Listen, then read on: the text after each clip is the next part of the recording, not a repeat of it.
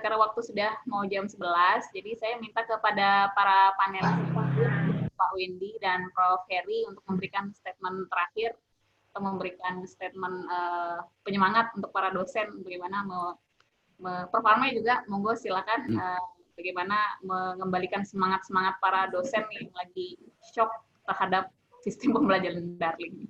Silakan Bapak Ibu. Siapa dulu? Prof. Arway boleh lah, yang senior dulu. Oke, terima kasih sharing knowledge-nya dari Pak Sukri, Pak Rahmadian, dan Ibu Petri ya. Ditambah lagi dari Pak Wendy tadi sebagai seorang ketua bidang di pengurus ADI mengenai teknologi. Ya, pada intinya kita senang acara seperti ini ya. Dan bagaimanapun apapun keadaan yang menimpa kita ya kita tetap semangat. Jadi semangat itu tidak harus melihat tua atau muda ya. Jadi kalau semangat itu tua juga boleh semangat, muda juga boleh. Malah yang tua itu kalau semangat bertambah muda dia ya. Yang penting menurut saya adalah prinsip pendidikan itu kan ada 3 yang harus kita lakukan. Ada kognitif, ada psikomotor, dan ada efektif. Memang kita akui dengan sistem daring ini ketiganya tidak akan bisa dilaksanakan secara baik ya, sebagai seorang guru. Oleh karena itu kita berharap ke depan mudah-mudahan kalau ini juga akan dilakukan, mungkin tidak sepenuhnya, yang namanya tatap muka itu perlu juga seperti apa yang dikatakan oleh Pak Sukri, ada beberapa perguruan tinggi yang sudah mulai dengan catatan persyaratan protokoler kesehatan dilakukan, ya tatap muka diperlukan juga. Dan bagaimanapun kita sebagai seorang pendidik harus membuat peserta didik kita menyenangkan dan menggembirakan, apalagi di suasana COVID-19 ini. Jangan ditambah sedih dia lagi. Sudah sedih, tidak bisa keluar kemana-mana, terus belajar juga sedih, kemudian dapat nilai juga sedih, jangan. Ya. Dikasih kelonggaran dikit.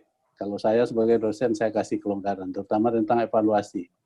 Sebagai orang yang beragama, bicara evaluasi ini, ada ayat Al-Quran itu mengatakan, فَمَنْ يَعْمَلْ مِثْقَالَ ذَرَّةٍ خَيْرًا يَرَهُ وَمَنْ يَعْمَلْ مِثْقَالَ ذَرَّةٍ شَرًّا يَرَهُ.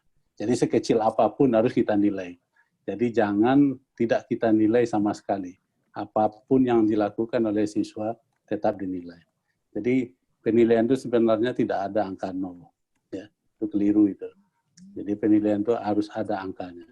Nah, oleh karena itu pesan aku adalah masa pandemi ini tolong dikasih kelonggaran dalam penilaian itu. Jangan disamakan seperti masa-masa sebelum COVID-19 ini. Demikian saja, terima kasih. Assalamualaikum warahmatullahi wabarakatuh.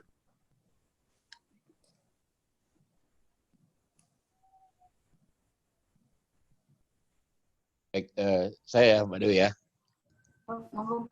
Baik, Assalamualaikum warahmatullahi wabarakatuh. Memang dengan masa pandemi COVID-19 yang mendunia ini, mau nggak mau kita sebagai dosen itu harus bekerja extraordinary. Tidak seperti biasanya. Tadinya kita udah set up misalnya RPS 1 semester, udah well established, udah well design, tapi tiba-tiba berubah sehingga kita harus menyesuaikan, dan itu perlu effort yang luar biasa.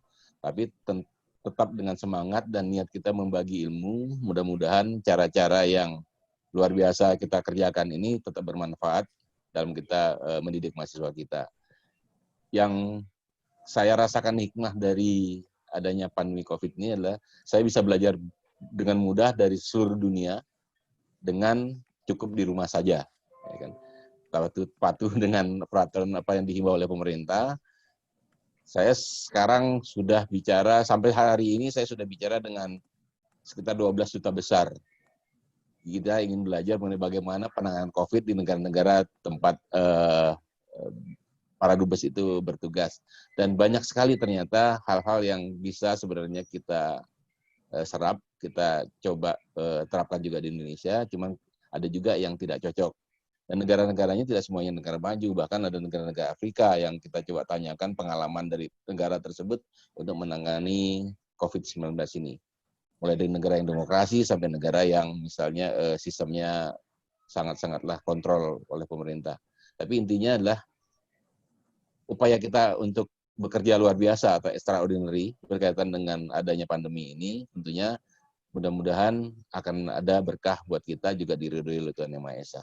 Itu saja dari saya. Selamat, kita mudah-mudahan tetap semangat, berupaya semaksimal mungkin dan memunculkan kreativitas dari kita masing-masing, khususnya dosen, yang tentunya tidak ada dalam buku, karena belum ada di masa sekarang ini yang punya pengalaman dengan pandemi ini yang mendunia. Kan mungkin Prof. Armai juga belum pernah mengalami pandemi sedunia ini, tapi karena semuanya belum punya pengalaman, belum ada aturan, ya kita kerjakan apa yang bisa kita terpikirkan oleh kita untuk ide-ide kreativitas kita. Itu saja. Terima kasih. Wassalamualaikum warahmatullahi wabarakatuh.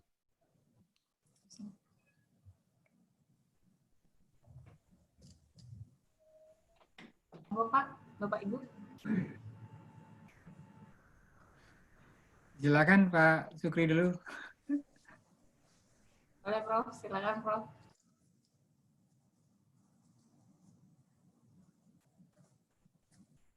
Oh, mute ya.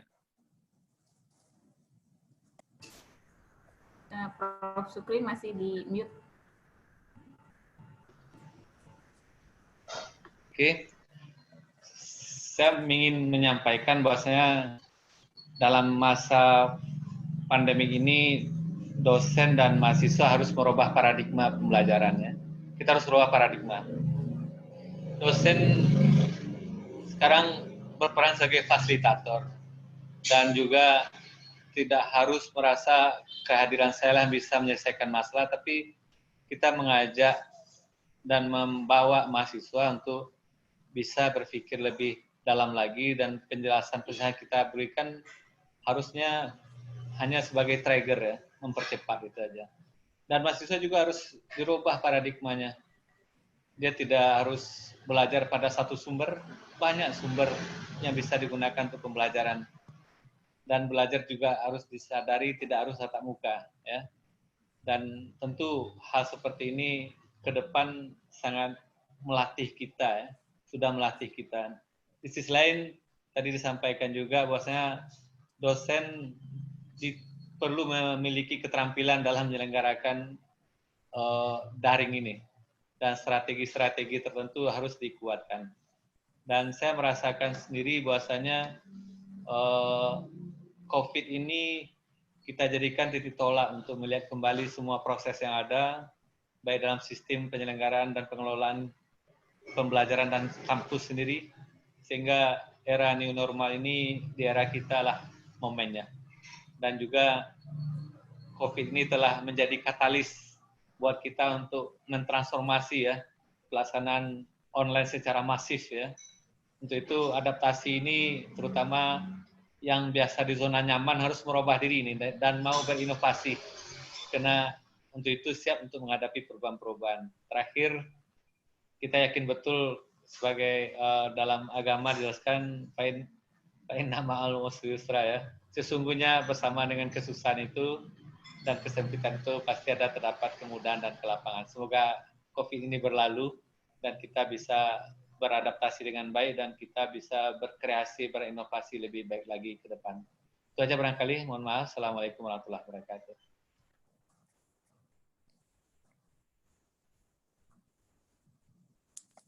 Waalaikumsalam. Ini dulu. Saya kira udah banyak yang disampaikan ya dari Bapak yang lain. Dari sini kita moga-moga bermanfaat gitu aja nanti ke depannya. Gitu aja Mbak Dwi sama silakan Mbak.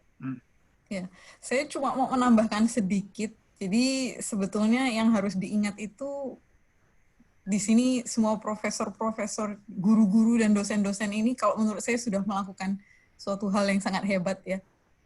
Berubah haluan secara drastis dalam waktu yang sangat singkat, itu semua ide-ide keluar itu menurut saya itu harus diapresiasi. Dan cuma mau mengingatkan satu yang penting dijaga juga itu adalah kesehatan mental. Jadi kalau misalkan kita merasa saya udah nggak sanggup ini, nggak apa-apa, take a break aja dulu gitu. Jadi jangan terlalu berpikir ini harus begini, nggak, fleksibel aja sekarang ini gitu. Tapi memang ada ada hal-hal tertentu yang harus rigid, kayak misalkan untuk bisa lulus ya harus mengumpulkan tugas, itu kita nggak bisa fleksibel, jadi itu harus rigid mungkin. Tapi kapan mengumpulkan tugasnya itu kalau misalkan kita bilang dikumpulkan dalam waktu 1 minggu, terus ternyata ada yang nggak bisa mengumpulkan dalam waktu 1 minggu, ya kita harus bisa fleksibel lah. Jadi jangan terlalu rigid juga, karena berubahnya cepat sekali COVID-19 ini. Jadi kita harus bisa fleksibel mengikuti perkembangan. Terima kasih, itu aja. Terima kasih. Ini terakhir Prof. Heri, Prof. Ini Prof. Heri, penelitiannya banyak yang jadi produk juga nih, Bapak Ibu. Jadi beliau punya suplemen. Suplemennya bisa anti corona nggak, Prof? Prof. Heri? Prof. masih di mute.